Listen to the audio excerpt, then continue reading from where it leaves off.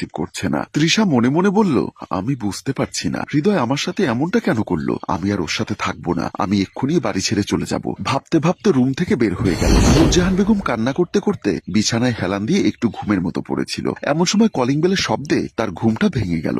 আস্তে আস্তে সোজা হয়ে বসে মনে মনে বলল, এত সাত সকালে আবার কে আসলো। ভাবতে ভাবতে বিছানা থেকে নেমে রুম থেকে বের হয়ে গেল। দরজা খুলতেই তৃষা কান্না করতে করতে বাসার ভেতরে প্রবেশ করে তার মাকে জড়িয়ে ধরল।